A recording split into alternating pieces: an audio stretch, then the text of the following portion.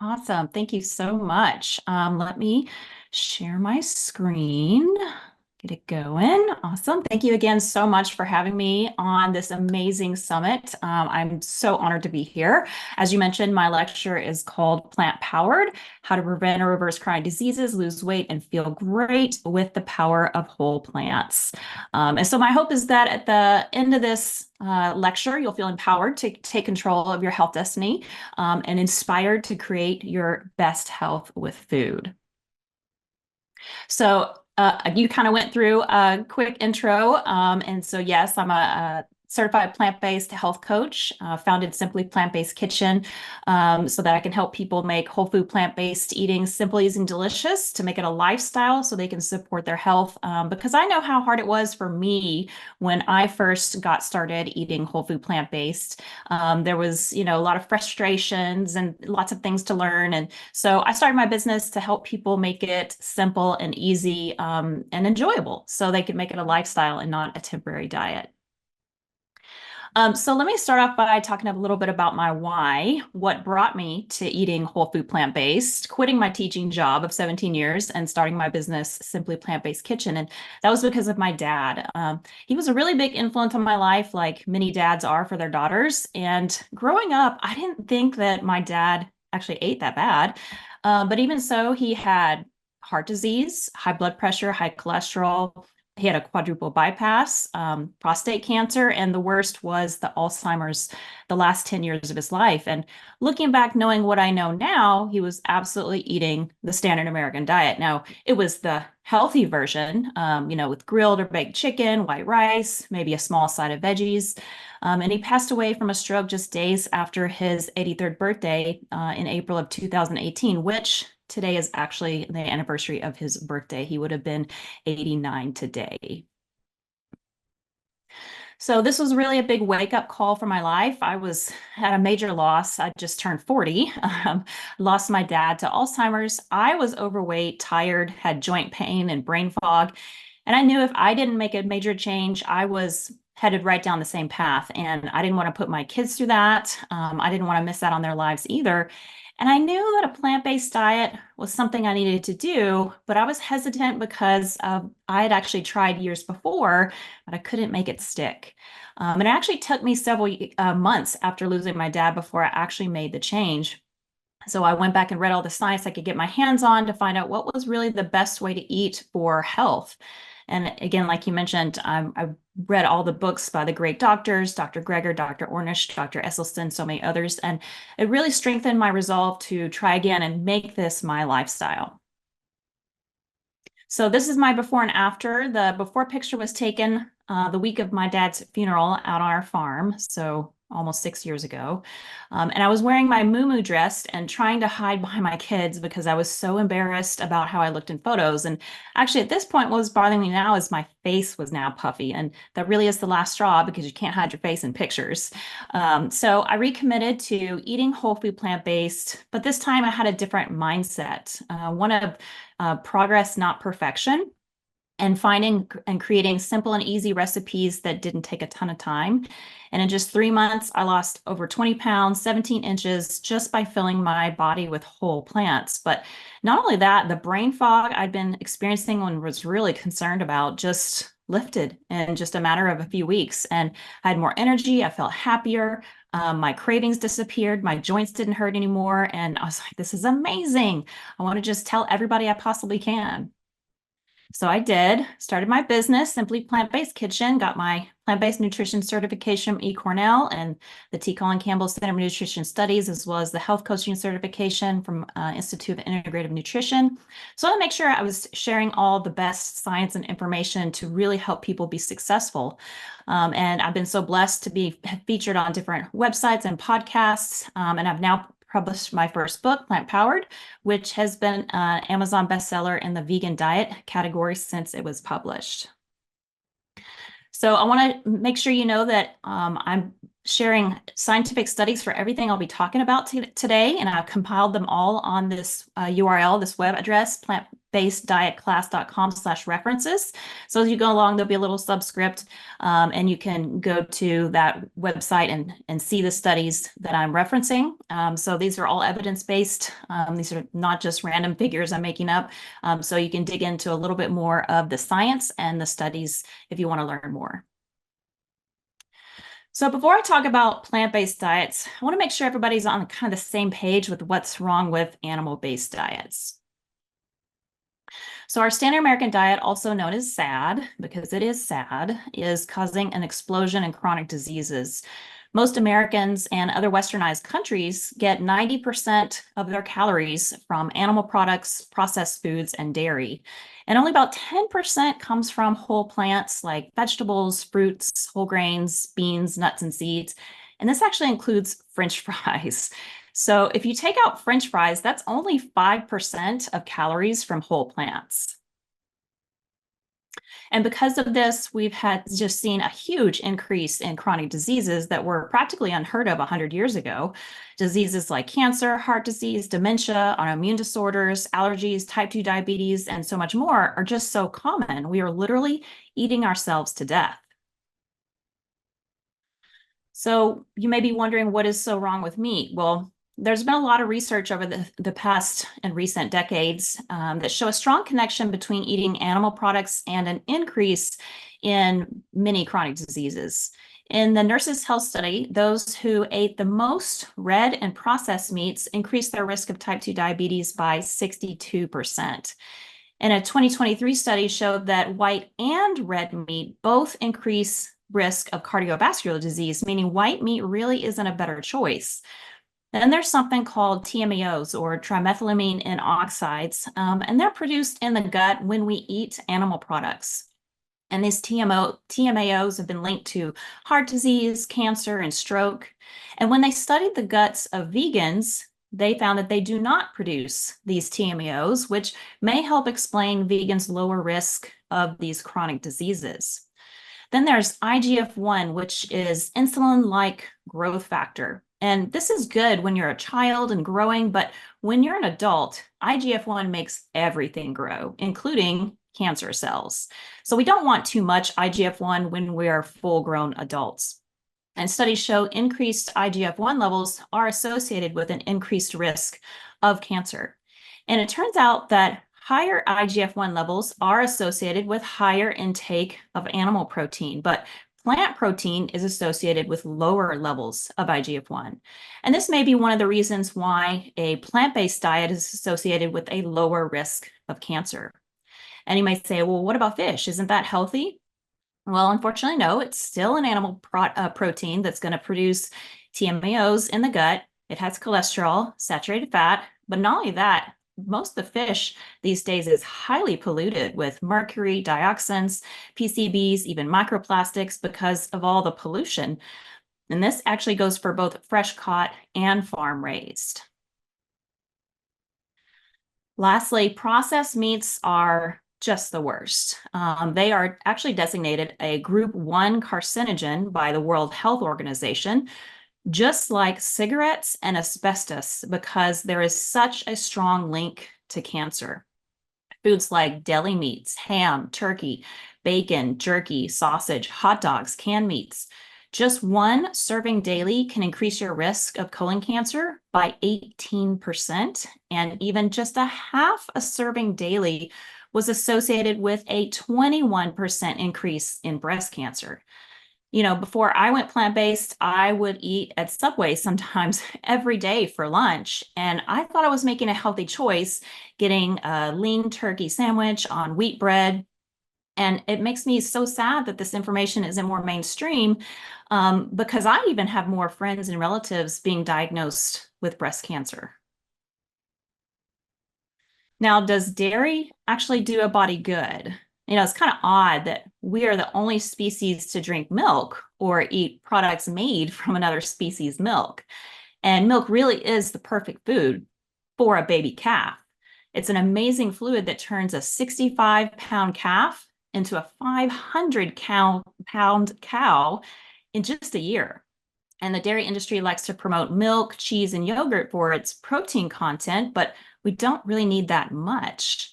In fact, human breast milk is the lowest of any mammal at around 4 to 6% protein, and that's for a very fast-growing baby.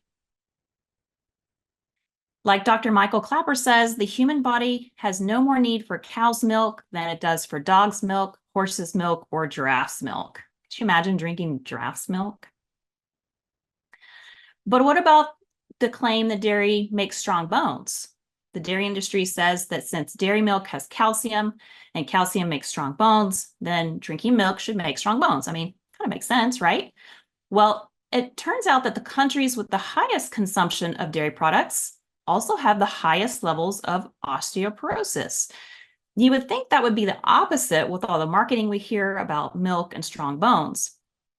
And Harvard did a study following women, and it showed that drinking milk does not protect against osteoporosis or bone fractures. And in fact, the studies have shown that countries with the highest fruit and vegetable intake actually have the lowest risk of osteoporosis. There was a longitudinal study in 2016 published in the Journal of Bone and Mineral Research, and researchers found a high intake of calcium from dairy did not offer protection from bone fractures, while a lower intake of calcium from plant-derived foods was protective. The lower calcium intake sourced from plants were found to be the most protective, with no added benefits for consuming above that range. And the authors concluded a plant-based diet may be associated with a lower requirement for calcium intake for bone health compared with westernized diets. Calcium from dark leafy greens like broccoli, bok choy, and kale is absorbed actually twice as well as calcium in milk. And plants also come with so many other bone strengthening nutrients that don't come from dairy or animal products, like magnesium, potassium, vitamin C, vitamin K, and vitamin D, which we actually get from the sun. So calcium is not the only factor in bone health. Now, hormones can also have an impact on cancer risk, and the hormone estrogen has a central role in endometrial cancer. Most of our exposure to hormones actually comes from dairy products, especially estrogen. And Harvard did a study of tens of thousands of women and found that those who consumed more dairy had a significantly higher rate of endometrial cancer in postmenopausal women. Now, this is because all food of animal origin contains hormones. They produce them naturally in their body, just like we humans do. And 3/4 of our consumption of female sex hormones actually comes from dairy products. So how do we get exposed to so much estrogen from dairy? Well, it's because they keep the cows constantly pregnant or lactating to produce the most amount of milk. Since they're pregnant or lactating, they also produce significant amounts of estrogen and progesterone, both of which end up in the milk. Now, estrogen is concentrated even more when we make dairy products like cheese and butter, and this is all from natural hormones. This is not additives. It's why the food manufacturers can't put hormone-free on any dairy or meat labels. They can only say no added hormones. This goes for whether they're organic and grass-fed as well. Organic or not, animals produce hormones because they're animals, just like we produce our own hormones. And did you know that up to 20% of all cancers are actually caused by viruses? And there's a virus called bovine leukemia virus, which infects the udders of cows. And anywhere from 60 to 89% of all cows are infected with this virus in the US. This is a known cancer-causing virus. And when they tested the milk, 100% of all milk from factory farms was infected with bovine leukemia. And in a study of 250 people, tests were performed on their blood to see if they had the antibodies to this virus, which means they'd been exposed to it, and found that 74% of them did, in fact, have the antibodies. A study looking at breast tissue showed that 44% were positive for the bovine leukemia virus. But does that mean that the virus is actually causing the breast cancer? To find out, scientists would have to look at whether this virus is more commonly found in women with breast cancer, and they have done that. In a 2014 study, researchers found the presence of this bovine leukemia DNA in breast tissue was strongly associated with diagnosed and confirmed breast cancer. So as many as 37% of breast cancer cases may be due to bovine leukemia exposure. Okay, now let's talk about the power of plants. So did you know that even as much as 90% of all chronic diseases are preventable? Diseases like Alzheimer's, heart disease, type 2 diabetes, obesity, cancer, and more are preventable and many times reversible through lifestyle-related factors. And it's the basics. A healthy diet centered around whole plants, movement, getting enough sleep, stress management, and not smoking. We've all been told these things, but most of us blow it off and don't really understand quite how powerful they really are. But there's a fascinating new area of scientific research called epigenetics, and it's how our lifestyle and our environment can turn on and off our genes. So we may have the genes for heart disease, cancer, Alzheimer's, diabetes, autoimmune disorders, but it doesn't mean they will be turned on. We can turn off the disease-causing genes and turn on the health-promoting genes through our lifestyle, with our diet being one of the biggest factors. And I love this quote: genes load the gun, but diet and lifestyle pull the trigger. This means that 90% of the power is in your hands. And even if you do have some gene that predisposes you to a certain chronic disease, that does not mean that you will get it and that your diet and lifestyle has a lot to do with it. So ask yourself, which genes do I want to turn on today? And when we're talking about brain health, a study using a plant-based diet called the MIND diet, which is a diet rich in fruit, grains, beans, vegetables, nuts, and seeds, and that limits the intake of meat, dairy, and processed foods, showed a 53% reduction in the risk for Alzheimer's disease. And they showed that they had the cognitive function similar to someone that was 7.5 years younger. There was also a study out of Rush University showing that people who ate at least one serving of dark leafy greens a day appeared to be 11 years younger cognitively. And then heart disease is well documented that it can be reversed, halted and reversed on a plant-based diet. Dr. Caldwell Esselstyn wrote his book, How to Prevent and Reverse Heart Disease, and has done multiple studies showing actual reversal of the heart disease, arteries opening back up, improved endothelial function, lowered cholesterol, lowered blood pressure, and angina symptoms disappearing. He basically took patients with major heart disease who medical science had said they could no longer help them. They were basically told to go home and wait to die. And he reversed their heart disease with a whole food plant-based diet. Now, there's also Dr. Dean Ornish's program for reversing heart disease. And his program also includes a low-fat, whole food plant-based diet, stress reduction, exercise, and actively engaging in supportive relationships. Now, the cost of the Ornish program is currently around $9,500 and helps to reverse the actual disease. Compare that to a quadruple bypass that costs around $50,000 to $70,000, but does nothing to address the underlying cause. After bypass surgery, many still have angina or have to go through more procedures like stents and repeat bypass surgeries, not to mention the pills they have to take the rest of their lives. And all this adds up to more money out of pocket, more money the insurance companies pays, co-pays, deductibles, lost wages, not to mention the continued pain, worry, and stress from the progressively worsening heart disease. Now, Dr. Dean Ornish's program is actually currently covered by many insurance companies, including Medicare, Aetna, and Blue Shield of California. Now, how about our immune system? In a recent study published by the British Medical Journal involving 6 different countries of healthcare workers who were on the front lines of COVID-19, they found that those who were on a vegan or plant-based diet had a 73% lower chance of moderate to severe illness. Yet when they looked at those who reported eating a low-carb, high-protein diet like keto, those people actually had a 48% more likely chance to having moderate or severe illness. So that's a huge difference between eating a plant-based diet and a high meat-based diet. and COVID outcomes. But what is the right plant-based diet? Because there's three main plant-based diets you've probably heard about: vegetarian, vegan, and maybe whole food plant-based. So while vegetarians are doing it a step up from eating beef, chicken, or pork, many do still consume dairy, especially cheese. And this is where many can struggle with health because all of the calorie-dense cheese and health effects from the saturated fat, hormones, and cholesterol. Some vegetarians even eat eggs or fish.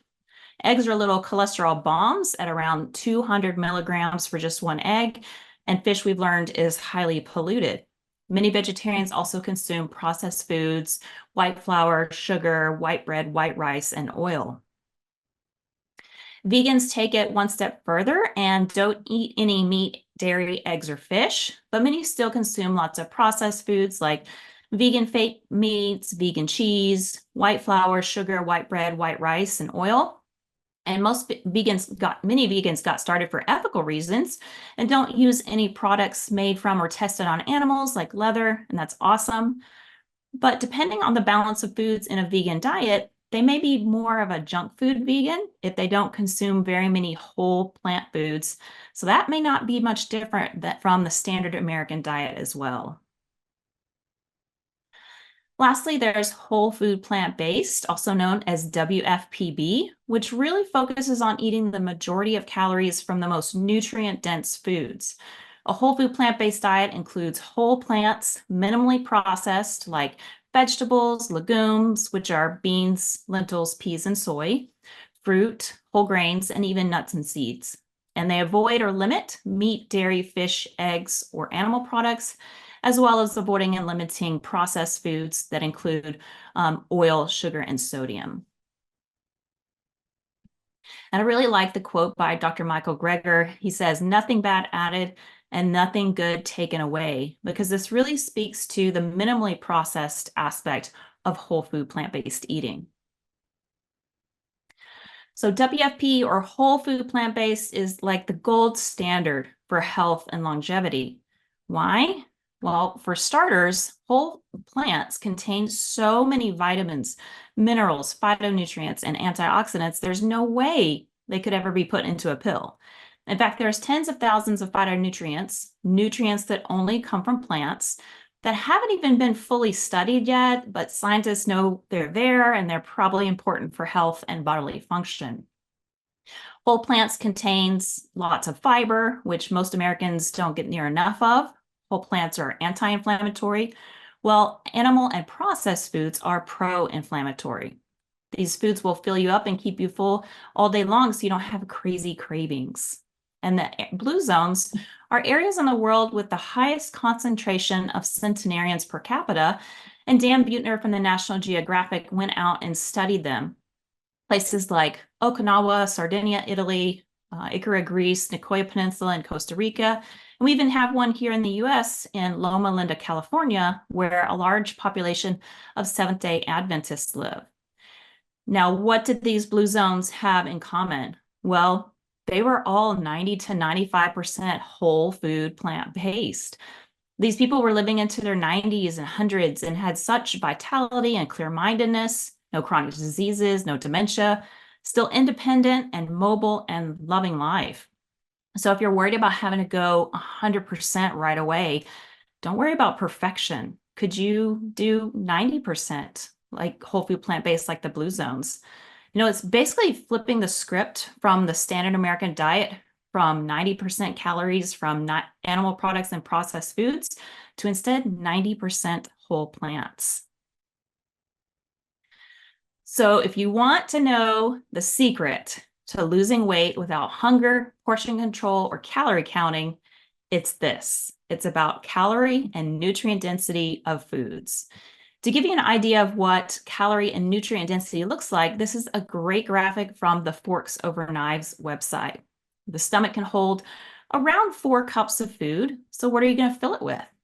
A larger volume of whole plants will activate the stretch receptors, and you get tons of micronutrients that activate the nutrient receptors as well. So this helps to turn down hunger and keep it down. But not only that, but whole plants are nutrient dense and calorie poor, meaning you can eat a more volume of food with less calories, but keeping you satiated. You can see that oil on the left takes up a tiny space in the stomach, not filling you up. Cheese is very similar, and meat only fills you up a little bit more. But the vegetables, fruit, potatoes, whole grains, and beans fill your stomach up, keeping you satisfied, satiated, and leaner. There's no calorie counting or portion control required for this way of eating because your stomach and hunger will tell you when to stop. You get to listen to your body and eat freely. What a concept. So let's talk a little bit more about fiber. Fiber has so many magical powers, and I find it fascinating. First of all, fiber only comes from whole plants. Not only does fiber help keep things moving, hello, no constipation, but it also lowers the risk of many cancers, and not just colon, but also GI, breast, endometrial, ovarian, prostate, and pancreatic cancers. And it's because fiber is like your intestine vacuum cleaner. It sucks up all the toxins, cholesterol, and even excess hormones like estrogen, which is why it's associated with these lower risk factors. And when it comes to weight loss, fiber is your best friend. Fiber is such an important part of our digestive process.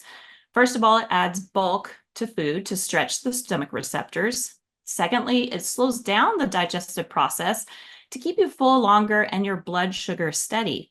And third, it activates something called the ileal brake. And this is at the end of the small intestine.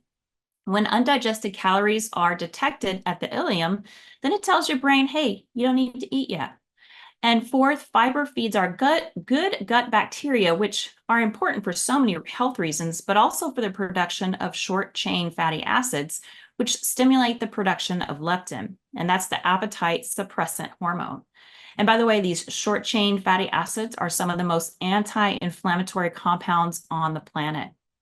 And lastly, if that wasn't enough, fiber also binds to fat and carbs, pulling them out of your body when you go to the bathroom, so you don't actually absorb all of the calories. And some estimates say that it may be even as high as 10 to 15% of calories, and that's huge.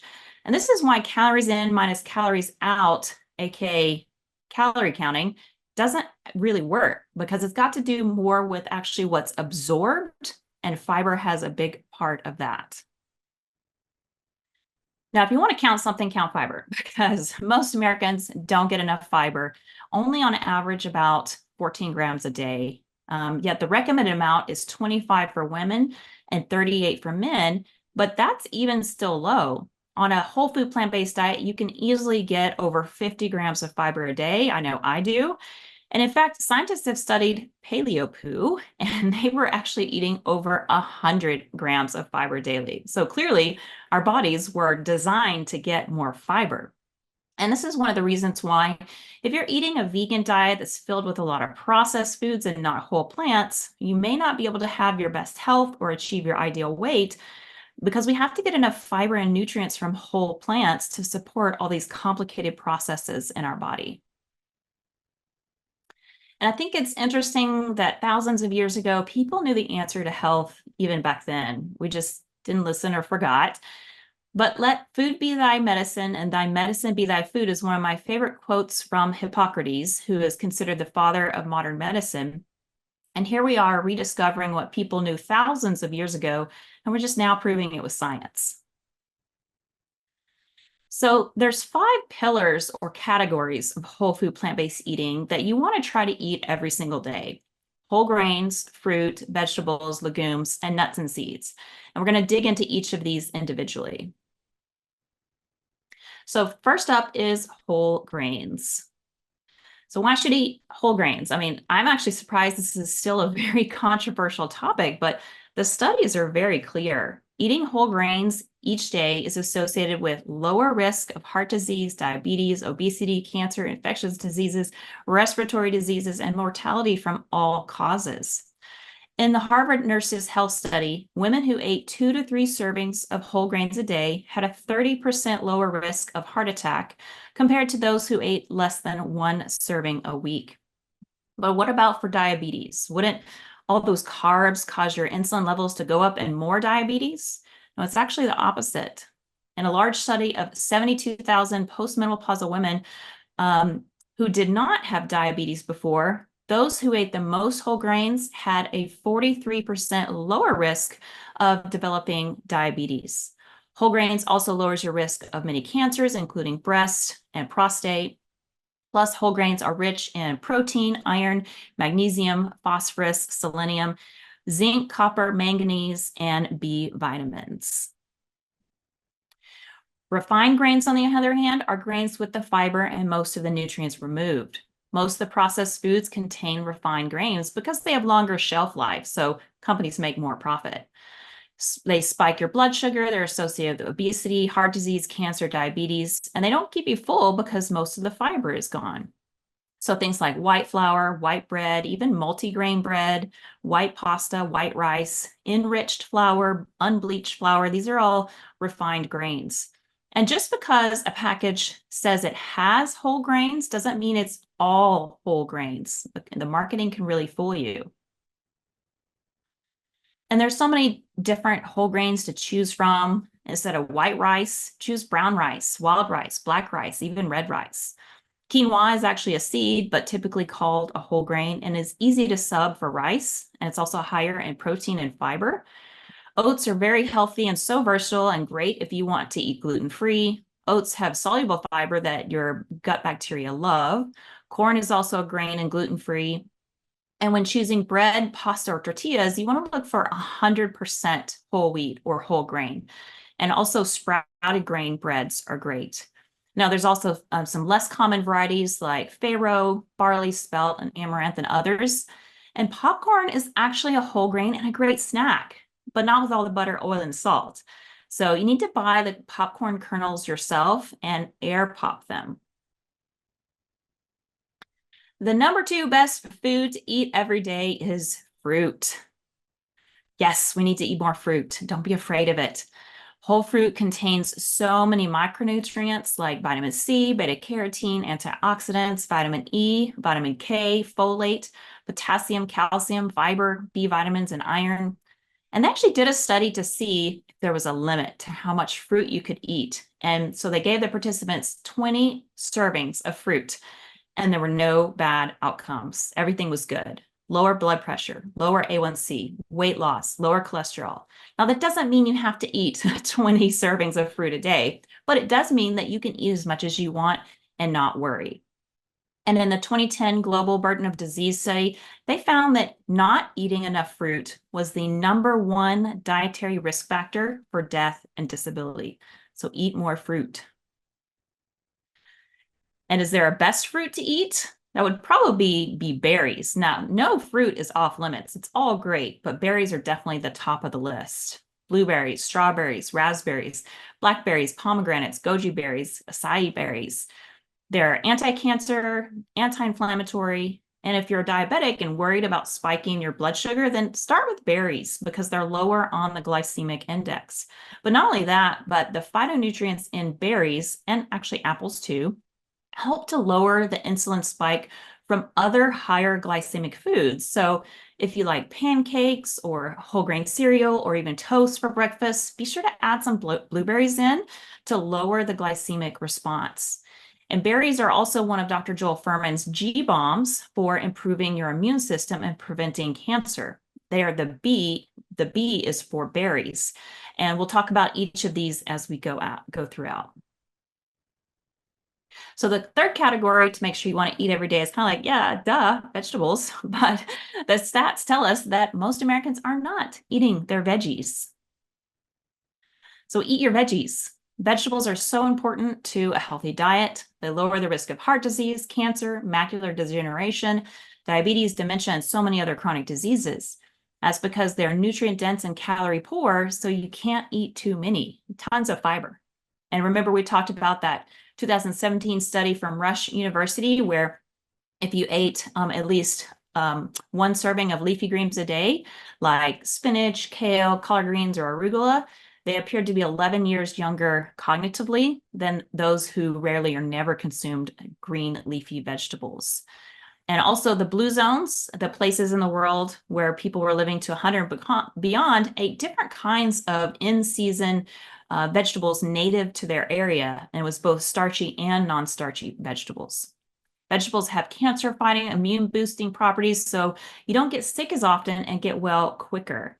And the different colors actually mean different phytonutrients and antioxidants, so you want to eat the rainbow. Greens, yellows, red, oranges, purples, even white. They all have different phytonutrients. And so there's definitely some superstars in the vegetable category that we want to be eating regularly. Cruciferous vegetables have 2 times the cancer-fighting power of regular vegetables. So when we see a 20% increase in vegetables, we typically see a 20% decrease in cancer risk. But when there's a 20% increase in cruciferous vegetables, we see a 40% decrease in cancer risk. And just 3 servings of cruciferous vegetables a week decreased prostate cancer risk by 41%. And it's because these cruciferous vegetables have unique sulfur-containing compounds that, when they're broken down due to chopping, chewing, or blending, create ITCs, or isothiocyanates. So you want to chop or chew your food really well. These ITCs have powerful immune-boosting effects and anti-cancer activity. They're also antioxidant and anti-inflammatory. And cruciferous vegetables include arugula, bok choy, broccoli, Brussels sprouts, cabbage, cauliflower, collard mustard, turnip greens, horseradish, kale, radishes, rutabaga, turnips, watercress, and even wasabi. And the dark leafy greens are the G in G-bombs for this very reason.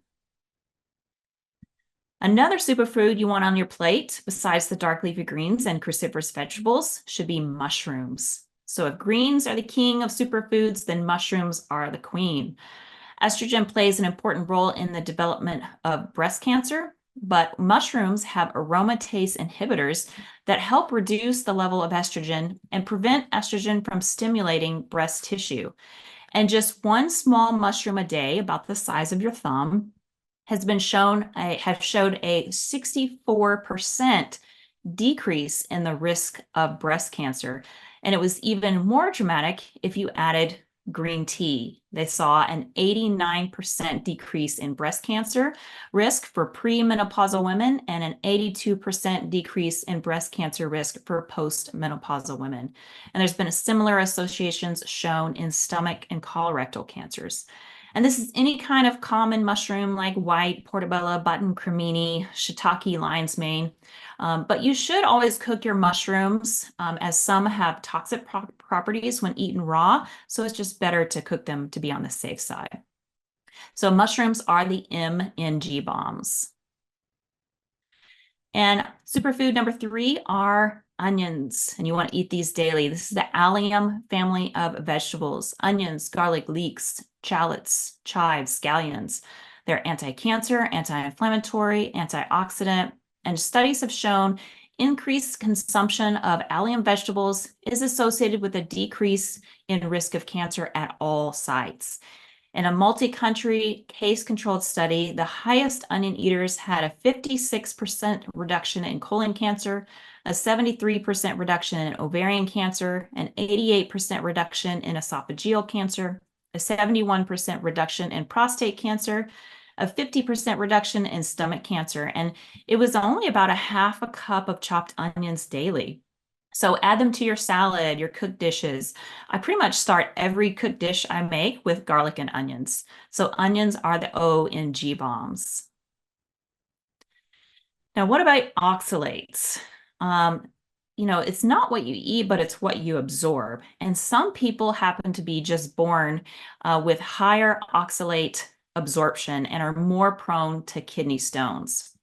So, but a higher intake of fruits, veggies, and fiber is actually associated with a lower risk of kidney stones. And there was a study that removed fruits and veggies from diet, and the risk for kidney stones actually went up. Your own body produces oxalates as a waste product, and eating plant-based has an alkalizing effect in the kidneys, so removing whole plants can actually increase your risk. Those eating plant-based get fewer kidney stones, and animal protein has an acid-forming effect in the kidneys, increasing the risk for kidney stones. Now, Spinach, beet greens, and Swiss chard are very high in oxalates. So does that mean you should avoid eating spinach, beet greens, and Swiss chard? Well, it depends. If you have kidney stones and are at very high risk, then you may want to limit these intake of these foods, and definitely don't put them in a smoothie because that can actually increase the oxalate absorption. So instead, just choose from the other dark leafy greens like kale is very low in oxalate. Now, the high oxalate greens, like I mentioned, the spinach, beet greens, and Swiss chard, can also limit calcium absorption. So again, go with more kale and less spinach, beet greens, and Swiss chards if you're concerned about your calcium absorption. The fourth category of foods to eat daily are legumes. I love legumes. It's my favorite category. And again, this term just means beans, lentils, peas, and soy. Legumes are high in fiber and high in protein, as well as a good source of calcium, iron, folate, B vitamins, potassium, phosphorus, and zinc. It lowers the risk of many cancers, heart disease by lowering cholesterol and blood pressure, helps to lower A1C, which improves diabetes, and can prevent obesity because it helps you lose the weight. One of the things that all the blue zones also had in common was that they included some type of legume. And the fermentation of beans in the gut creates those compounds we talked about earlier called the short chain fatty acids. And they, again, are the most anti-inflammatory compound on the planet. And one of those short chain fatty acids is called butyrate, and it inhibits cancer cell growth, kills off cancer cells, and is an antioxidant. And it's also important in weight. Those with less butyrate tend to be more overweight and obese, and those with more butyrate tend to be leaner. And one of the reasons may be that it activates the appetite suppressant hormone leptin. So the second B in G bombs is for beans, but this also includes lentils, peas, and soy as well. So I know what your next question probably is. Isn't soy bad for you? I heard it causes cancer. And the truth is that most all the recent studies show that soybeans are actually overall protective against cancer and very good for you. The Journal of National Cancer Institute did a meta-analysis in 2006 of 18 different studies on breast cancer and soy and found that soy had an overall protective effect. Soybeans were a staple in traditional Asian cuisine, and this may be why women who consumed more soy in Asia had a much lower risk of breast cancer. Soy contains isoflavones, also known as phytoestrogens, because they look similar to our body's estrogens. And before scientists understood how the phytoestrogens functioned in the body, they hypothesized that, they must be bad since the structure was so similar to estrogen. However, it's much better understood that these phytoestrogens actually have an anti-estrogenic effect. And this is because the body has two types of estrogen receptors, alpha and beta. Now, our body's own estrogen binds more strongly to the alpha receptors, causing an increased risk of cancer. But the phytoestrogens bind to the beta receptors. And this actually also blocks our own estrogen from being able to bind to the alpha receptors, having an anti-estrogenic effect in breast tissue. This is actually similar to how the drug tamoxifen works. And a study in 2009 on soy food intake and breast cancer survival showed that those who had the highest consumption of soy had a 34% reduction in breast cancer recurrence. And the phytoestrogens in 1 cup of soy milk daily may reduce breast cancer recurrence by 25%. And this is for both estrogen positive and estrogen negative breast cancers. The famed breast cancer surgeon and author of Breasts, the Owner's Manual, Dr. Christy Funk, tells her breast cancer patients to eat soy every day to help prevent breast cancer recurrence. And soy is also protective against age-related bone loss and can help to strengthen bones in postmenopausal women. Soy may actually help women reduce menopausal symptoms like hot flashes. But it's not just about the ladies. Men who consumed more soy had a 26% lower risk of prostate cancer in a meta-analysis of several studies on prostate cancer and soy consumption. And no, soy does not adversely affect male hormones, feminize men, or create man boobs. It is recommended that you go with organic or non-GMO soy to avoid pesticides. However, you're going to be hard-pressed to find soy for human consumption that isn't organic or non-GMO. And that's because GMO soy is actually primarily used to feed livestock. So finding organic or non-GMO soy milk, tofu, tempeh, miso, and soy curls is really not too difficult. Now, if you don't like soy or are allergic to it, you don't have to eat it, but don't be afraid of it. There's just too much misinformation out there. So another concern I hear often is, what about soy affecting thyroid hormones? So soy only interferes with thyroid function if your iodine levels are marginal or too low. So you want to make sure that your iodine levels are in good range, and that you have a good source of iodine, especially if you're limiting sodium. So you want to make sure that if you are using some sodium, that you use iodized table salt, after your food is on the plate, so you don't use too much. But not all salts are iodized, especially like a lot of the Himalayan and the sea salts are usually not. Now, seaweed, also those nori wraps, is also a great source of iodine. You could just snack on those each day. You can also ensure that you have iodine in your multivitamin because not all contain it. And you don't really need too much, only about 150 micrograms a day. Now, soy can interfere with thyroid medication absorption, but so do all foods. And this is why you're told to take your thyroid medication on an empty stomach. So another question I get from people is, what about the dangerous lectins in beans, whole grains, and nightshades like tomatoes? And this is a great example of how poor scientific studies can be spun to sell a product. The basis of lectins being bad for you was based in petri dishes and rodents, and they've never been corroborated in human or clinical studies. In fact, the opposite is seen in thousands of studies. And there's different kinds of lectins, toxic and non-toxic. And many foods like beans, whole grains, and tomatoes have non-toxic lectins that are actually health promoting. And even the toxic lectins found in raw kidney beans are destroyed from cooking. So just don't eat raw kidney beans so you don't have an upset stomach or diarrhea. Cooking beans to the point where they are edible is more than sufficient to destroy all the toxic lectins. Canning also removes all the lectins as well. And in fact, low doses of non-toxic lectins may be beneficial for limiting tumor growth, stimulating gut function, and reducing obesity. And beans are the most important dietary food in predicting increased lifespan. Eating more beans has been shown to have a 40% drop in C-reactive protein, which is a measure of inflammation. Whole grains are also associated with a reduced risk of heart disease, cancer, mortality from all causes, and diabetes. And it's the same with tomatoes. All those nightshade lectins show a reduction in inflammation, lowers cholesterol, and reduces waist circumference. Lectins can even pick out tumor cells to destroy them and leave normal cells alone. A reduction in the risk of colon cancer is associated with high lectin food consumption like beans. And all the longest lived populations in the world, like the blue zones, ate lots of lectin-containing foods like whole grains, beans, and nightshades. And these are some of the healthiest and most delicious foods to make amazing dishes from.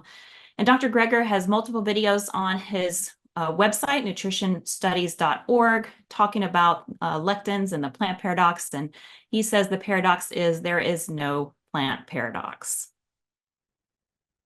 The fifth and final food to eat every day is nuts and seeds to get healthy fats for your brain and heart. So the Adventist Health 2 study showed that those who consumed one serving of nuts 5 days a week compared to those who didn't consume any nuts lived 2 to 3 years longer and had half the risk of heart disease.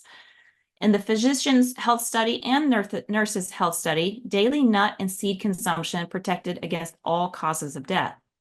Walnuts can help lower your LDL cholesterol and decrease inflammation. Nuts, seeds, avocados are good sources of omega-3 fatty acids, with the highest being flax seeds, chia seeds, hemp seeds, and walnuts. And omega-3 fatty acids, as we've been told, I know a lot about, is definitely important for our brain and heart health and lowers the risk of heart disease and Alzheimer's. But it doesn't take that much. Just about 1 tablespoon of ground flaxseed can give you all the omega-3s you need each day. So how much should we eat of each category? Well, here's some general guidelines. You want to eat at least 2 or more servings of whole grains a day, 3 or more servings of fruit a day. You want at least 5 servings a day of vegetables, and at least 2 or more servings of legumes, and about 1 serving or more of nuts, seeds, and avocados. Now, this isn't an exact science because we are all different bio individuals with different calorie needs. So if you're more physically active, you're going to have a higher calorie need than somebody who is more sedentary. Age, gender, medications, hormones, muscle mass, they all play a role too. And actually, our calorie needs fluctuate daily as well. So the best thing to do is to listen to your body, listen to your hunger. And this really only works when eating whole food plant-based. If you're eating animal products and processed foods, you'll end up eating too many calories and not enough nutrients before your body says you've had enough. And this is why I love eating this way, because I don't have to do any complicated math. I can eat until I'm full and I stay full for hours. And it's really important that you eat enough. If you're hungry quickly between meals, then you're probably not eating enough at mealtime. If you're hungry, eat. If you're not hungry, don't. It's really that simple. Now let's talk about some of the common mistakes I see people make when they first start going plant-based because of all the misinformation out there. So common mistake number 1 is I see people worrying about protein. But it is a myth that you have to eat meat or animal products to get enough protein, or that plant proteins are incomplete. The fact is that all plants have protein, and all plants have all the essential amino acids you need in varying amounts. So by eating a wide variety of whole plants, not processed, you're going to get all the protein you need, plus all the micronutrients and fiber you don't get from animal products. And you do not need to food combine. Our digestive system is actually smarter than we are and recycles amino acids as we need them. You know where the animal got its protein? From plants. The grass they eat, the cow, the chicken, the pig, they're just the middleman or middle cow. You can go straight to the source and get the cleanest protein from whole plants. Plus, you don't need as much protein as you probably hear on social media. They're just trying to sell more products and make more money. And it's so easy because greens, beans, whole grains, nuts, and seeds are very high in protein. Even fruit has protein. And you really only need about 10% of calories from protein. And that recommendation is actually on the high side just to cover 98% of the population. Estimates are that most people only actually may need around 6 to 8%. So for example, on a 2,000 calorie diet, 10% would be 200 calories from protein. And there's 4 calories per gram of protein. So if you divide 200 by 4, you get 50 grams of protein a day. And anytime I've used an app to track my protein, I am well over 10%. Most of the time, I'm around 15% or even higher without even trying. So if you're athletic, wanting to build muscle, you can absolutely do that as well without too much effort. Or if you're older and have higher protein needs, it's really not a problem. Don't focus on just grams because calorie needs are different from person to person. So focus on percentages. And if you're worried, use a tracker like Chronometer or MyFitnessPal so you can see for yourself how much protein you're getting from the different plant foods. The second most common mistake I see are relying on vegan processed foods, things like the vegan snacks, the vegan cheese, the vegan plant-based meats, vegan butter. Are you a junk food vegan? This isn't much better than the standard American diet and isn't going to help you lose weight or improve your health. And it's because vegan processed foods are loaded with oil, sodium, sugar, and refined grains to get you to overeat so that companies make more money.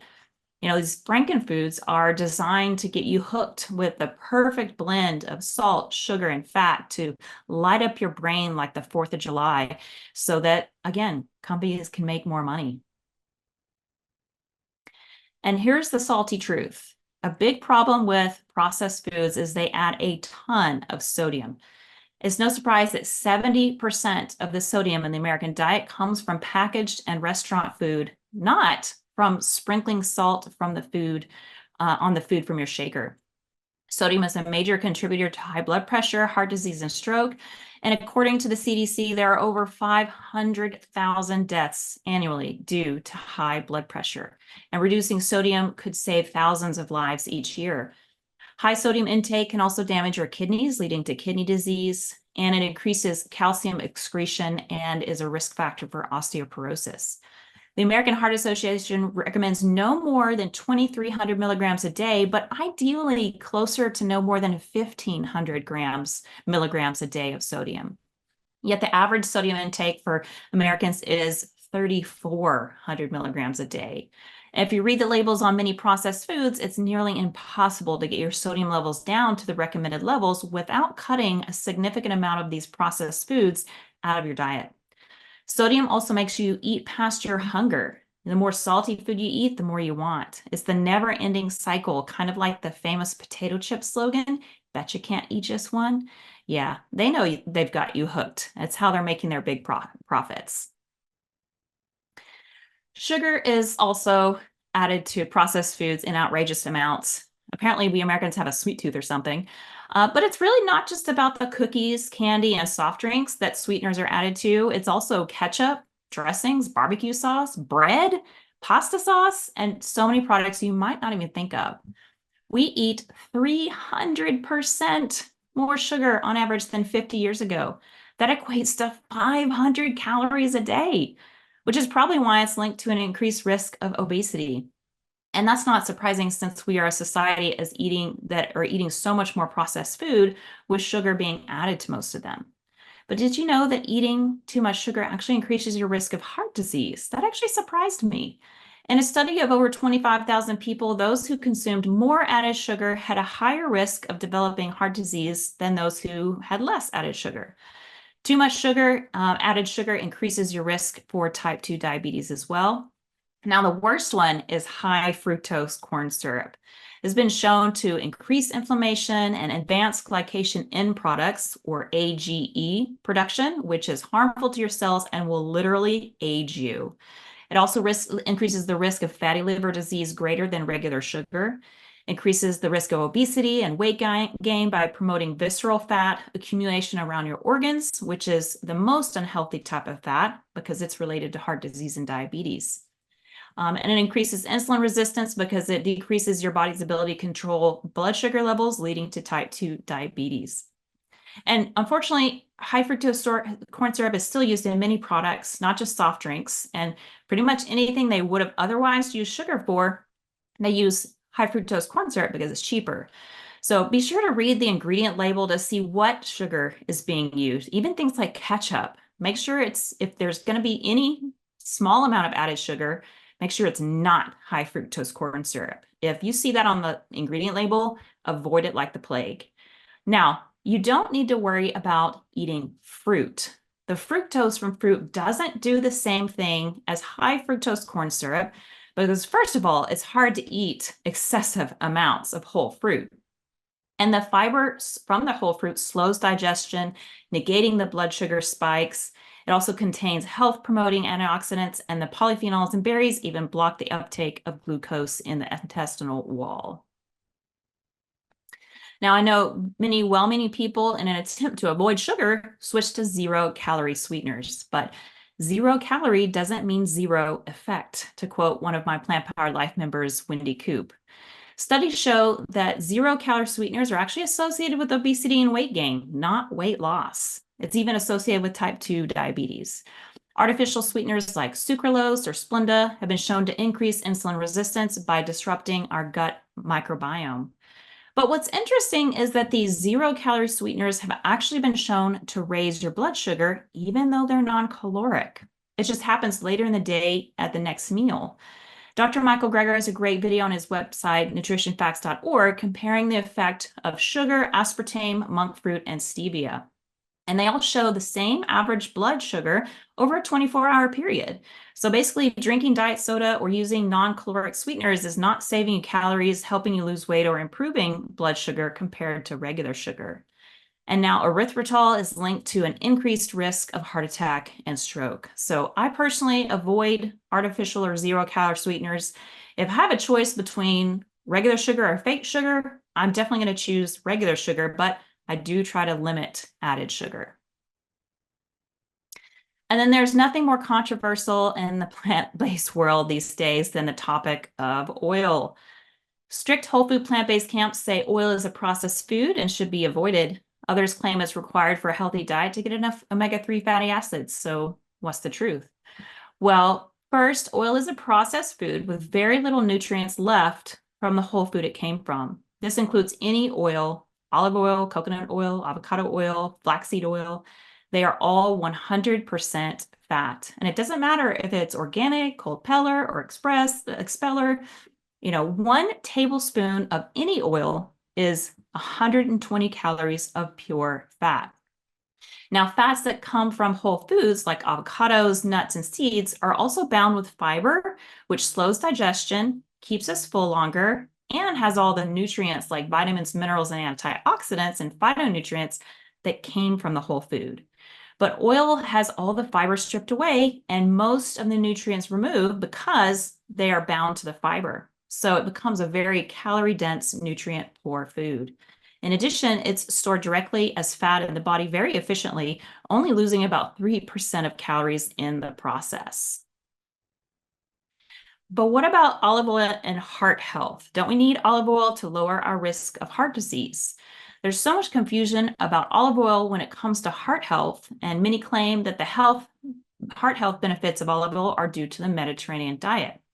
However, what the headlines don't say about the Mediterranean diet study is that the people of Crete, the Mediterranean island in the study, were actually eating a primarily whole food plant-based diet with added olive oil. So was their heart health because of the olive oil or the 80 to 90% calories from the whole plants they were consuming? Americans and the oil industry took that message to be great. I can keep eating my same poor diet, add some olive oil, and get the same effects. Nope. The Mediterranean's lower risk of heart disease was more likely due to the majority of whole grains, vegetables, beans, and fruits, and nuts and seeds that they were eating. Actually, nowadays, the people in the Mediterranean are eating a much more Western diet like the standard American diet and have similar heart disease risk as Americans.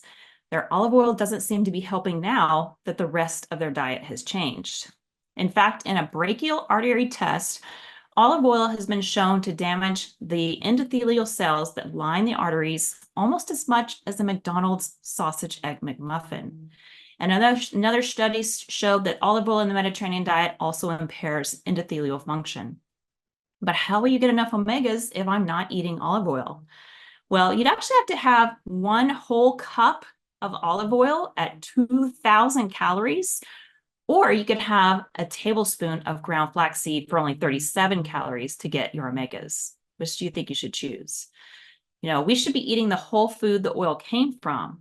Eat olives, not olive oil. Eat avocados, not avocado oil. Eat flaxseed, not flax oil. That way you get the healthy fats you need, but not too much, as well as all the fiber and nutrients that also come with the whole food that make it anti-inflammatory. That is just thrown away when they make the oil.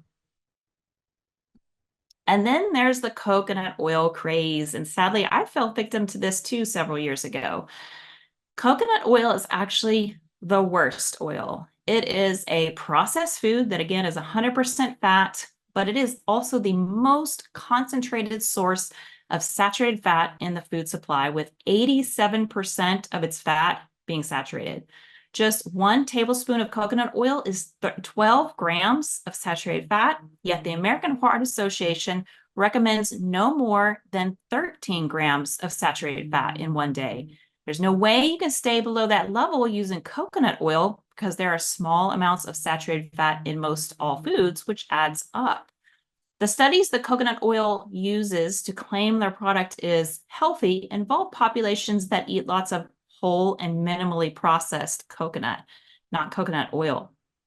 Whole coconut contains fiber and nutrients that the oil does not. It's like the sugar industry saying you should eat more refined sugar because whole fruit is healthy because it contains sugar. We all know that isn't true, and it's the same with oil. Now, what about the claim that coconut oil raises good HDL since coconut oil contains MCTs or medium chain fatty acids? Well, these claims are simply not supported by science. Coconut oil only contains about 10% MCTs, but again, it's 87% saturated fat. And coconut oil actually raises LDL cholesterol, which is the bad cholesterol, because of the types of saturated fat it contains, lauric and myristic. So if you're on a plant-based diet, not consuming any cholesterol from animal products, and you can't figure out why your cholesterol is not going down, it could actually be from the saturated fats in your diet, which may be coming from oils, especially coconut oil. And oil is so sneaky, and this is where many well-meaning vegetarians and vegans go wrong and can't lose weight or even gain weight.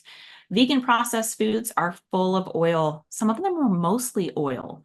Vegan cheese, vegan ice cream, vegan butter, vegan plant-based burgers. Just read the ingredient labels the next time you go shopping. Now, don't get me wrong, these foods can be helpful transition foods, especially for hardcore meat and dairy eaters, but don't think you're going to have your best health and weight eating a lot of these foods very often. So let's take a look at a couple labels. This is a nutrition label of an Impossible Burger. And while you see that it doesn't have any cholesterol and it's not animal protein, so it's not going to raise IGF-1 as high, this does make it better than eating a beef or turkey burger. But the second ingredient is coconut oil. And the grams of fat are 17, meaning this is over 58% of just fat. And coconut oil, again, is one of the worst ones because it's so high in saturated fat. So take a look at how much saturated fat is on that label. 13 grams, just for one serving. This is the limit for the American Heart Association. Now, what if you add vegan cheese to that plant-based burger? I know cheese is a big issue for many. It's very addictive. And there's now a lot of these plant-based and vegan cheeses on the market, but again, they're not going to help you lose weight or have your best health because they are made of mostly oil. This is a label of a popular brand called BioLife, and the second ingredient is coconut oil. And so this is 75% fat, and the saturated fat is 4 grams for just one slice and 180 milligrams of sodium. So that plant-based cheeseburger just puts you over the limit. This is very similar to other popular brands in the market like Daiya and Chow. Now, it's best to learn how to make nut-based cheeses at home, and that way you have all the nutrients and fiber and much less fat. And then another one people like to talk about are the vegan butters like Earth Balance. This is 100 calories for 1 tablespoon and 11 grams of fat. If you take a look at the ingredients, you can see that the first and main ingredient is a vegetable oil blend. It's just fat. It's not helping your health or your waistline. And you say, oh, I don't eat too much, but it adds up so fast. And before you know it, you could be adding hundreds of extra calories every day, and it's not making you any more full. The third most common mistake I hear are people getting worried about carbs or thinking all carbs are bad. And this is really where the keto and low carb movement confused everyone because they lumped all carbohydrates into one category and said bad. But all carbs are not the same nor bad. In fact, the body's main energy source is carbohydrates, and your brain loves carbs. A whole food plant-based diet is a high carbohydrate diet with around 60 to 80% coming from carbs, 10 to 20% protein, and 10 to 20% fat, just on average. The difference is complex versus simple carbohydrates. Complex carbohydrates come from whole plants like vegetables, fruit, whole grains, and beans. Simple carbohydrates come from things like table sugar, honey, or high fructose corn syrup. Complex carbs take longer for our body to break down, giving us sustained energy, while simple carbs like sugar are absorbed quickly, spike our blood sugar, and then cause our body to pump out a lot of insulin, resulting in a crash a few hours later. And again, sugar and high fructose corn syrup are associated with obesity, type 2 diabetes, and heart disease. Now, here's some more truth bombs about carbs. Studies actually show that those who eat more carbs and less fat, but more calories, are actually thinner. In the China study in the 70s and 80s, they compared the Chinese and Americans who had similar physical jobs to adjust for calorie expenditure and saw that the Chinese were actually eating more calories, but were significantly thinner than their American counterparts who were eating less calories. One of the main differences was that the Chinese were eating less fat than Americans. Now that fat was replaced by carbohydrates. Americans were eating over 30% fat, and the Chinese were only eating about 5 to 10% fat. So from this study came the low-fat diet craze, and recommendations were made to reduce fat to 30%. But compared to the Chinese, it was still a very high-fat diet. And the reason it wasn't recommended to be lower was that the committee knew they would have to tell people to eat less meat and cheese. And the meat and dairy lobbyists fought against this, and so the truth was hidden. Americans were given half measures. And how carbohydrates are processed in the body has a lot to do with this. Carbohydrates are first burned as energy. Then excess carbohydrates are stored as glycogen in our muscles and liver. Then if there is still more excess left over, it's burned as body heat. The body does not turn carbohydrates into body fat actually very efficiently. There's about a 30% loss of calories in the process of digestion. On the other hand, dietary fat is stored as body fat very easily and efficiently, only losing about 3% calories in the process. Fat is not burned as energy right away because it's about long-term stored energy in times of famine. So carbs don't make you fat. Also, those sugary junk foods, they're really just a conduit for more fat because they're made with butter, cheese, eggs, whole milk, and oil. It was never really the carbs' fault in the first place. So let's talk about insulin resistance. It's much better understood now that it's actually fat that is the problem. Fat in your tissues and in your food gum up the lock on your cells so that insulin, which is the key, can't open the cell's lock to let sugar get in. This causes the sugar to back up in your blood like a traffic jam, leading to high blood sugar. If this keeps happening, you end up with prediabetes or diabetes. The excess sugar in your blood does damage your cells and organs, but again, sugar was never the cause, it was the symptom. So reducing high-fat foods like oil, butter, cheese, eggs, and animal products is the solution to preventing and reversing diabetes. Because when you don't have fat blocking the cell lock, then insulin can work better and let sugar in. Carbs actually make you more insulin sensitive, and fat makes you more insulin resistant. The old advice to diabetics to count carbs only addresses the symptoms, but doesn't do anything to improve the underlying cause. That's why over the years, many have to take more and more diabetes medications and insulin because insulin resistance is only getting worse.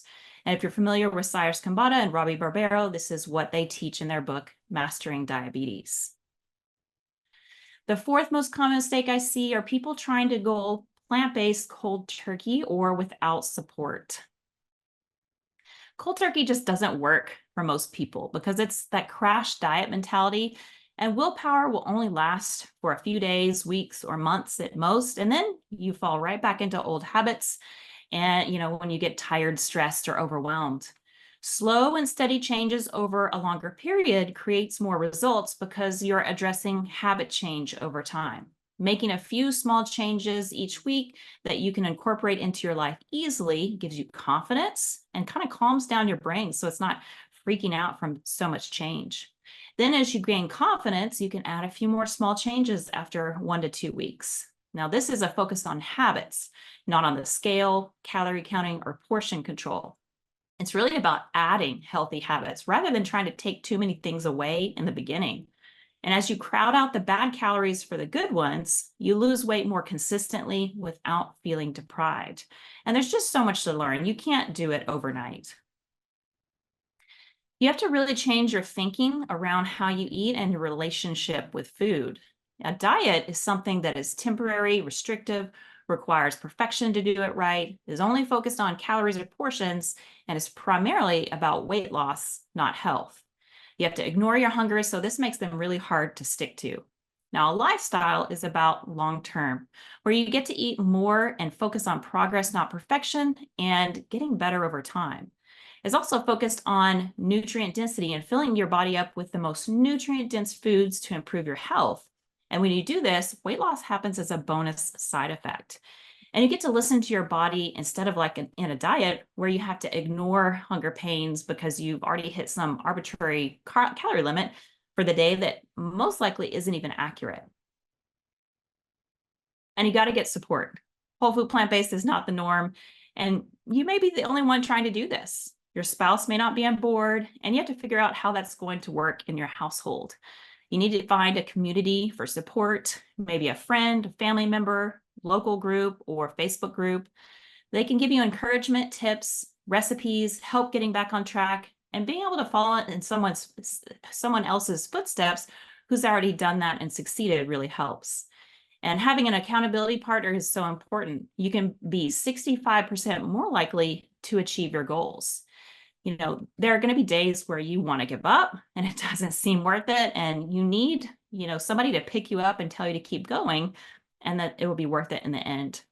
I wish I had somebody to follow and guide me when I first tried eating this way. Somebody I could ask questions and get help with, when I felt frustrations or stuck. I know I wouldn't have given up because I would have been able to have the support I needed to get back on track more quickly. But is there anything missing by only eating plants? So vitamin B12 is the only nutrient not found in plants, but it doesn't actually come from animals either. Animals are just the middleman or middle cow. It actually comes from bacteria in the dirt that the animals eat, and then it gets stored in their tissues, which omnivores then eat. Back in our Paleolithic days, we probably got enough B12 from the dirt left on our fruits and vegetables and from drinking stream water, but we clean our water and wash our foods so thoroughly these days that we don't get enough of it. Now, this is a good thing because like Dr. Michael Greger says, we also don't get cholera or dysentery. However, most of the meat sold comes from factory farms, and most of the animals are actually deficient in vitamin B12 as well, so lots of omnivores are not getting enough either by eating meat or eggs. Vitamin B12 has so many important functions in the body, including our nervous system, metabolism, red blood cells, and being deficient can have life-threatening consequences. Vitamin B12 deficiency is also known as the great masquerader because it can be so sneaky and have so many different symptoms and even increase your risk of stroke. Now, a few vegan foods are high in vitamin B12, but that's because they're fortified, and you'd have to eat a lot every day to replenish your stores. So without supplementation, you're unlikely to get enough B12 on a plant-based diet. So Dr. Michael Greger recommends 2,000 micrograms a week or 50 micrograms a day of cyanocobalamin. You can look on the back of the bottle to see what type of a chewable, sublingual, or liquid taken on an empty stomach. Now, those over 65 should take at least 1,000 micrograms a day because they tend to lack the intrinsic factor, which is an enzyme required to break down the B12. Another vitamin that can be low regardless if you're on a plant-based diet or not is vitamin D. And vitamin D deficiency is very common in the US and the world, with about 42% of the population being deficient. Some are referring to it as the invisible epidemic. You've probably heard that vitamin D is important for bone health, and that's because we can't absorb calcium without vitamin D. But it's also important for immune function, cancer prevention, wound healing, and even depression. And researchers have found that many people with depression also have low levels of vitamin D. And it's actually not a vitamin, but a hormone. And it's also known as the sunshine vitamin because when we spend time in the sun, our body produces vitamin D. But because most of us spend our lives indoors or live in more northern climates farther from the equator, we don't get enough direct sunlight, or in the winter time as well. When we are out in the sun, we're slathered with sunscreen and covered up. And it really only takes about 15 minutes in direct sunlight on our exposed skin without sunscreen for most of us to produce the vitamin D we need. But if you have darker skin, you are also at higher risk of vitamin D deficiency because the melanin in your skin acts as a natural sunscreen, blocking the sun's rays. Now, some plant-based foods have vitamin D like mushrooms, and many plant-based milks are fortified with it, just like cow's milk is fortified with vitamin D. But for many people, this still isn't enough, and they may need to take a supplement. And because vitamin D is a fat-soluble vitamin, it's important you don't overdo it with a supplement because it has a risk of toxicity. The safe upper limit is no more than about 5,000 international units a day, and you should only take more under a doctor's supervision. Now, the best absorbed form is vitamin D3. Just be sure to look for a vegan vitamin D3 version made from algae. Again, omega-3s important for our brain, heart, and reducing inflammation, lowering the risk of Alzheimer's and cardiovascular disease. And walnuts, flaxseed, chia seed, and hemp seeds are high sources of omega-3s, with just 1 tablespoon of ground flaxseed giving you your daily amount. Now, plant-based sources are primarily the short-chain version, ALA. And ALA is converted into the longer chain EPA and DPA in your body, but not everybody converts very well. So some people may need to supplement directly with the long chain EPA and DHA omega-3s. So you can look for a vegan algae-based supplement that has both EPA and DHA in it for about 300 milligrams a day.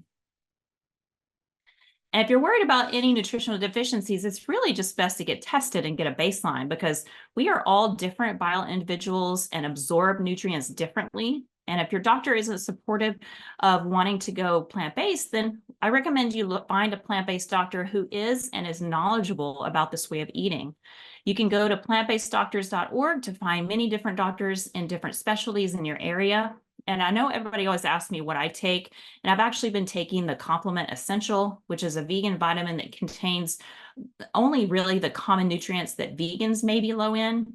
Some of the ones that we've talked about today, like B12, vitamin D, omega-3s, and iodine, if you're avoiding table salt. So what do I eat in a day? Let me give you some ideas. And these are totally whole food, plant-based, oil-free, vegan, no refined sugar and low sodium. And I don't eat rabbit food. I eat real, delicious, filling meals. So these are only examples based on my caloric needs. I eat large servings, sometimes double portions, so I'm comfortably full. For breakfast, I might have vegan banana walnut pancakes, some pomegranate arrows. For lunch, a large bowl of white bean chili, some clementines. For dinner, we might have whole grain pasta with marinara and soy curls, some broccoli. For snacks or dessert, maybe sweet potato brownies or banana.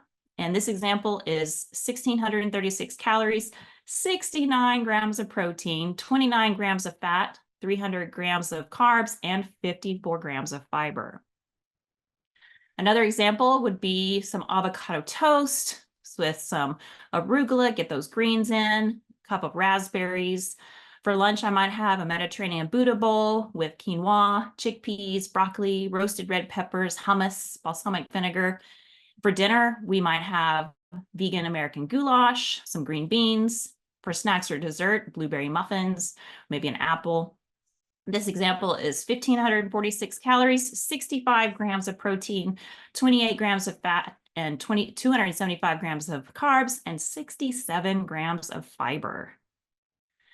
And another example would be some tofu breakfast tacos, blackberries. For lunch, Instant Pot wild rice, kiwi. For dinner, we love Southwestern potatoes with cashew nacho cream sauce, cheese sauce, roasted potatoes, black beans, corn, avocado, green onions, cilantro, salsa.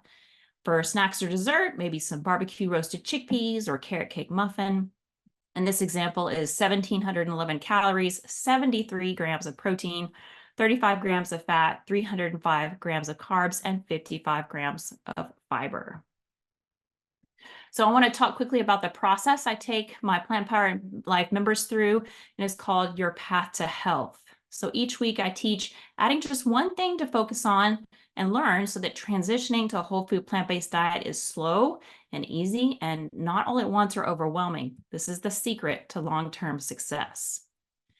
So each letter of the acronym HEALTH stands for a different concept, new recipes and cooking techniques, and a new week in transitioning to a whole food plant-based diet. Week 1 is H, harness the power of whole grains for gut health. Week 2 is E, enjoy fruit for improved immunity. Week 3 is A, add colorful vegetables to supercharge your nutrient density. Week 4 is L, to love legumes for high protein and fiber. Week 5 is T, to trade oil for nuts and seeds to support your brain and heart. And week 6 is how to keep your plant-powered life going long term. And I really believe it's important to have that progress, not perfection mindset when you're making big lifestyle changes. You have to take your time and slowly change so your mind and body has a chance to adapt without alarm bells going off all the time. And the more you eat whole food plant-based, the better you'll feel and the more benefits you're going to experience. And it gets easier over time. If you slip up, just get back on. Don't shame yourself for messing up. Just treat it as a learning experience and make the best choice you can each and every day. So I want to share with you some success stories from regular people who have absolutely transformed their lives through eating whole food plant-based. So first there's Katie Westreicher, who wrote, after the COVID-19 lockdown, I didn't feel very positive about longevity or quality of life. I felt crummy, had high blood pressure, diabetes, and edema in my legs. My A1C is back down now. I got off metformin, cut my blood pressure meds in half, lowered my cholesterol numbers, and my edema is just about gone. So far, I've lost 40 pounds. Your plan has been the single most important step for me to work towards totally regaining my health. Thank you, Kim, from the bottom of my heart. Amazing. Then Michelle Kavanaugh told me, before beginning whole food plant-based eating, the SAD diet was killing me. It was not good at all, and I had just been diagnosed with high cholesterol, type 2 diabetes, and high blood pressure. Quick update, my latest A1C is currently at 5.1. My fasting blood sugar is usually in the lower 90s, and I rarely spike above 160. I've lost a total of 103 pounds, and I'm just 3 or 4 pounds from my goal. My B12 and vitamin D levels are now in normal ranges. Everything now feels like this is just how I eat. It's just how I live. I'm so glad I signed up. Plant-Powered Life has helped this former SAD dieter transition to a healthy life. Thank you. And Michelle was very hesitant in the beginning and feeling a little overwhelmed, but she made changes slowly and focused on really just making a little improvement each week and has done amazing.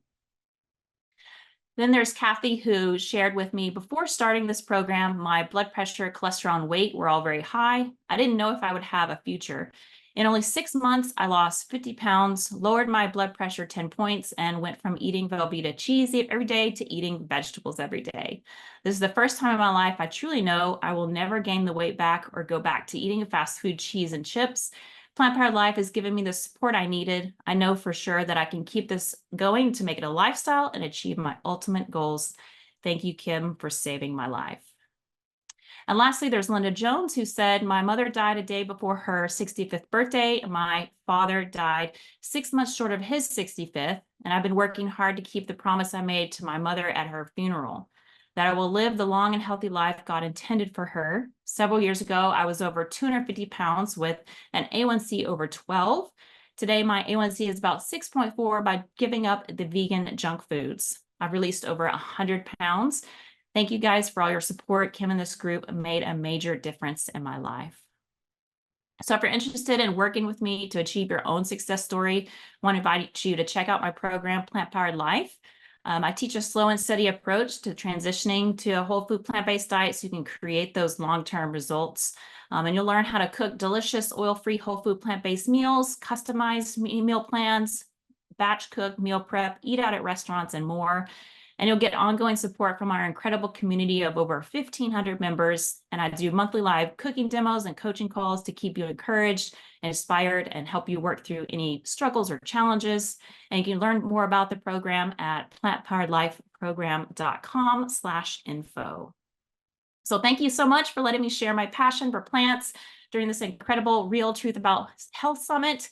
If anybody wants to learn more from me about whole food plant-based to improve their health, you can check my website, simplyplantbasedkitchen.com, my program, Plant-Powered Life, at plantpoweredlifeprogram.com/info, or my best-selling book, Plant Powered, that's available exclusively on Amazon. Thank you so much. Great. Thank you so much, Kim. That was a great presentation. So we're now going to begin our live Q&A session. So thank you for sharing that information about your website. As far as social media platforms, what's the handle that they would look for on the various social media platforms? Oh gosh. Yeah, I don't have, I know, I think it's simply Plant-Based Kitchen. I'm on Facebook and Instagram. So you look for Simply Plant-Based Kitchen on both of those. Great. And then for the audience, you can find Kim's book on our bookstore, as well as I'm sure other major platforms. The book is called Plant Powered: How to Prevent or Reverse Chronic Diseases, Lose Weight, and Feel Great with the Power of Whole Plants. And with that, we will go ahead and actually start asking you some questions. So for the audience, if you'd like to ask a question, you can go ahead and raise your hand in Zoom. We do not take questions from the chat, and we'll go ahead. So one of the things that make people reluctant to go plant-based is that that there's this trope, if you will, that it's too expensive. What's the reality about that? Is it more expensive Yeah. than the omnivore diet? No. And it tells me when some people say that, it tells me I know they haven't tried. But it really kind of depends on what you're buying because yes, those plant-based ultra processed foods like the vegan cheeses and vegan burgers and things like that, those are expensive. But you don't want to be focusing on those anyways. So the staples, the whole grains, the beans, the rice, the oats, those are the cheapest foods you can buy. I mean, you can get a pound of beans for like, $1. I do a lot of canned beans for convenience, and those are really cheap. You can even get organic. I shop at Walmart. Whole Foods is great, but I only go there occasionally for like a few like specialty items here and there. I shop at Walmart, I shop at HEB, Target, like, regular stores. And so when you're focused on the staples that we talked about, it's actually cheaper. I remember when we first went plant-based, family of four, saving hundreds of dollars every single month just on our grocery bill because the meat and the cheese and the dairy and the processed foods, those are what are actually expensive. Great, thanks. And that's been my experience too. But one thing that I do find to be a legitimate hurdle when you're trying to be whole food plant-based and actually eat healthy, not be a junk food vegan, as you referred to earlier, is that it is time consuming to prepare food and uh, and eat real whole food as opposed to going to these these alternative meats and whatnot. What are some tips that people can do that can make that easier for them, especially in the transitional period? Yeah, that is definitely a learning curve. And that's something I teach in my program because, especially if you've been relying on processed foods, heat and eat or run through a drive-through, then there's definitely a learning curve of how to make it, not so time consuming. So you're living in your kitchen. And one of the biggest things is making a plan and meal prepping and batch cooking, things for the week. So, I'll batch cook on Sundays, and you could do it any day of the week. I just happen to do Sundays for a few hours, and I'll batch cook a lot of the different things that we plan to make. So breakfast, we've been kind of doing the overnight oats recently, my whole family. And so I make like 15 to 20 jars, mason jars of overnight oats for the week for our whole family, just for grab and go breakfast. It takes a matter of minutes to do, a whole batch. Cooking staples ahead of time, like, batching some brown rice or roasting potatoes, baking sweet potatoes, making a big pot of soup. You can kind of be really efficient with your time in a batch cooking session in literally a matter of a few hours and save yourself so much time during the week. Great, thank you so much. So you talk about progress, not perfection, which I love that quote. So can you elaborate a little bit more about that? About when you're adopting this lifestyle, how that mindset helps people achieve their goals?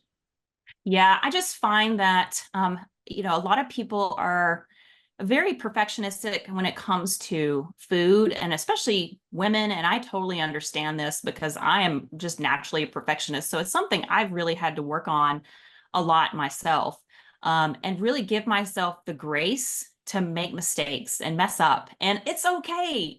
You're just learning. No, there's no vegan police gonna like come to your house and shame you. It's like, but we are like in our heads, we're shaming ourselves anytime we make a mistake. And it's just, we've got to give ourselves love and grace. And when I went back to eating plant-based the second time after I lost my dad, I really did focus on, I did as much as I could, but I gave myself permission to just slip up and be okay with that. And especially for cheese, because cheese is so hard for so many people. It's so addictive. And I knew that it was going to take me a while to get off of cheese. And so I just said, I'm going to use less and less and less. I used some of the vegan cheeses to kind of transition off. And it took me about a year, honestly. But once I got to about 12 months later, I realized, I was like, oh my gosh, I'm not craving cheese anymore. Like you just feel lighter, that you've kind of you're not stuck addicted to it anymore. But if I find that when people are harder on themselves and, expecting themselves to be perfect, especially in the beginning, that restrictiveness can really actually cause you to go the other way, the black or white mentality of like, if I'm not perfect, then I'll just totally blow it, and it really, that's not the point. The point is to keep inching towards more and more whole plants in your diet, and the better you're going to feel, and if you eat a little bit that's not perfect, it's going to be okay. What are you eating 90% of the time? That really has more impact on your health than, a little bit of small of whatever. And so that progress, not perfection mindset it's so important. Even today, I still preach that and live that because I'm not perfect. I say that to everybody. People probably see me and go, oh, you're so perfect. No, I am not perfect. I'm always just doing the best I can in whatever situation that I'm in. And when someone's starting out, what are the first things that they should do as part of transitioning to the whole food plant-based diet? I would say probably think about swaps, like simple transition swaps that aren't going to really disrupt, the way you're cooking or eating too much. Like if you're used to using white bread, find 100% whole grain bread. If you're used to using white rice, use brown rice. Just start adding in more fruits and vegetables. And don't start with kale. Like, I mean, I know kale is great and healthy, but don't start there. Like, that's just like people, it's disgusting. I can't be plant-based. No, start with what you like. Potatoes are great, sweet potatoes, fruit. We talked about that. Eat more fruit, snack on fruit, add fruit to your breakfast cereal. I think that really focusing on adding and small tweaks in the beginning can really, help a lot.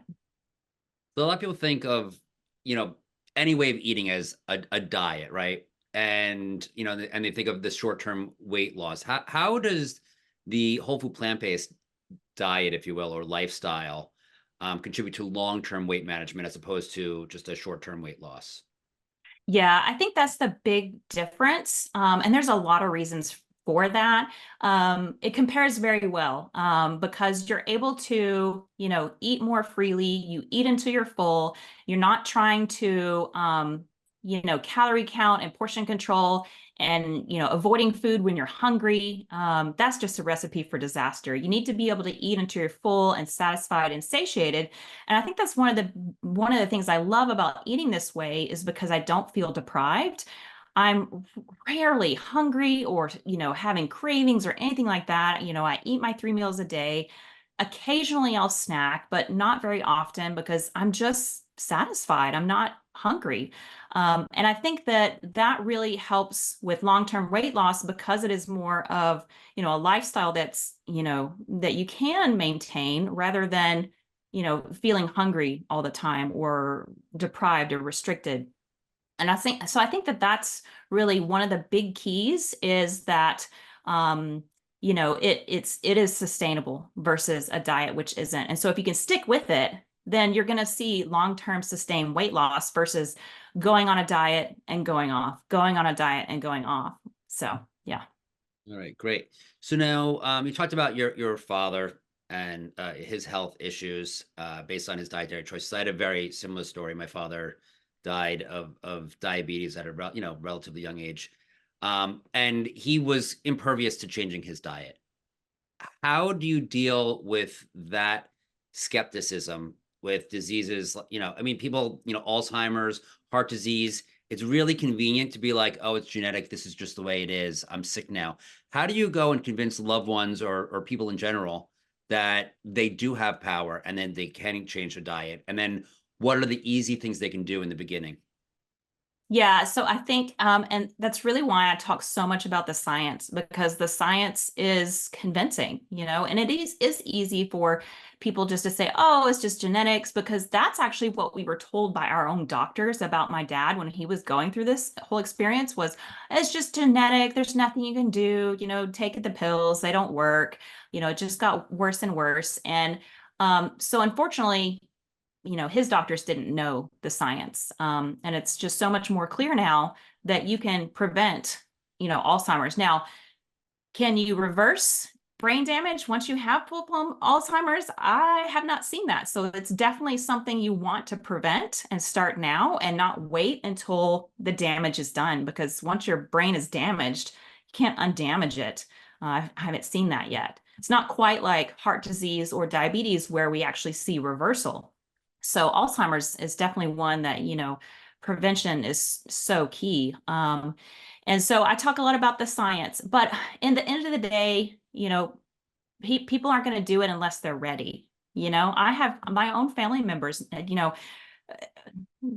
not very many plant-based eaters, and here I am preaching the science, but if they're not ready, they're not ready, and so until we have that experience that kind of stops us in our tracks, which was my dad's death from Alzheimer's for me, until we experience, that kind of moment in our lives that kind of shakes us awake and says, whoa, I don't want this. What can I do? Um, then preaching doesn't work. I definitely think that example is very powerful. So I know a lot of people, members in my community who come to me and they're the only ones doing the program, and their husband or spouse are not on board. And they're like, I'm not doing this. You can't make me. And so I just tell them, don't worry about that. Don't make them. You be the example. And sometimes they come on board. And a lot of times they do, because they see the other person experiencing more energy, feeling better, getting off their medications, losing weight. And so really that example is so powerful. And so for myself and my family, I don't go to family barbecues preaching plant-based eating. I Doesn't would work probably too get well. No. disinvited. Yeah. So I just live by example, and hopefully that'll be enough for them. Great. And so, in light of recent studies, how do plant-based diets impact gut health and the microbiome? Oh, so important. Like we talked about, fiber is just people do not eat enough fiber. And we're just learning more and more about the gut microbiome and how important it is to, have a healthy microbiome, to have a diverse microbiome. A lot of these different digestive diseases like Crohn's and SIBO and leaky gut.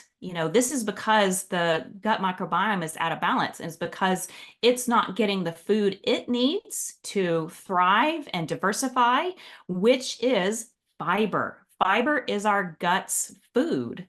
It's the microbiome food that they munch on. And then they, in turn, produce the short chain fatty acids and other molecules. And that completely is such a big part of our health, our immune system. 70% of our immune system is in our gut. And so if we're not taking care of our good gut friends, our good gut bugs, then they can't take care of us. Great. So, based on your career and experience, when you follow up with your clients, and just real people living out this lifestyle or trying to, what do you find are the outcomes? Do they stick with the diet? Do they maintain their health benefits? Yeah, What? I've just so many stories, and it's kind of like miraculous, but it's not, because I see it all the time. But every time I hear somebody else tell me their story, share their story in our Facebook group, it touches my heart, because I know that their lives are changing. They're losing weight, they're getting off their medications, they're staying off their medications, they're improving bone density, lowering their cholesterol, no more type 2 diabetes. It's just the list goes on and on. And it's not just about them, it's also about their family. Now that they have such better health, they can be more active for their own family and participate and do things that maybe they haven't been doing for years, because they have energy and they feel better and they can move more. And by and large, people stick with it because they just feel so amazing. And I do find that if people slip up and they do start to feel worse again, and so they get back on. So it's definitely kind of a feedback loop, if you will, so that they may, and it's definitely not a perfect trajectory for most people. Definitely wasn't for myself. It's definitely a journey, and that's what I try to tell people always. Again, progress, not perfection. Sometimes things happen in life and we fall off the wagon for, if we have a death in the family or this or that, and it's okay. You know what I mean? Just get back on track and just keep going. That's all you can do. Great. And what strategies have you found that are effective, or ineffective based on this population of people? Are there things that have worked better than others? I think it really depends on the person, but generally what I try to teach and really get people to do is to take it slow. Um, Especially if you're feeling overwhelmed, because again, there is so much to learn, and you can't do it overnight. So many people expect themselves, even when I'm saying don't do too much, they want to do too much. And then they're like, oh, I can't do it. Well, you got to tiny changes. It's like the book Tiny Habits. You've got to kind of set yourself up for success. And by making small changes over time, you build up that confidence in yourself, and the more you can keep going. So the biggest thing I say is slow down. It's a marathon, not a sprint. And you've got to take it at your own pace, and also not worry about what other people are doing, the compare and despair. Some people are like, oh, I can't be as perfect as so and so. And it's our own journey. If you're worried about what other people are doing, then it's really going to stress you out, because you can't do that. You have to just focus on what's going to work for you. Okay. And I believe at the beginning of your presentation, you said something about providing the studies that you were talking about. Well, what studies are those? Oh, I have a whole page of 100, I'm just going to scroll 100 and something studies. Let's see what the exact site was. Plant-based diet class.com/references. I have 171 studies that I cited today, which is why I didn't put them on every slide, because some of the slides would have had like 10 references. Understood. Understood. Are there any particular studies though that stand out that you can just let the audience know that they can check it out themselves? Oh my gosh, there's so many. Like we talked about today, there's just the benefits of a plant-based diet, and like the Mind diet, talking about Alzheimer's, and how much better the improvement and that wasn't even 100% whole food plant-based. And so, it's going to be even more the closer you eat to whole food plant-based.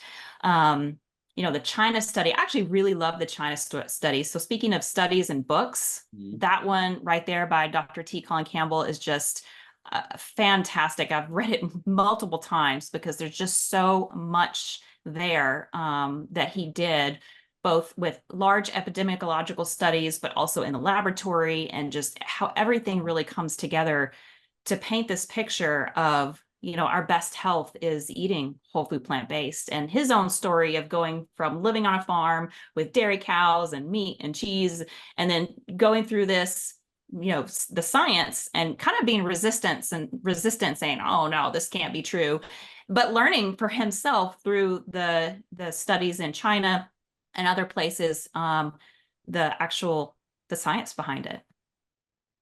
And so what are your thoughts on the role of plant-based diets in managing diabetes and blood sugar levels? Yeah, so important.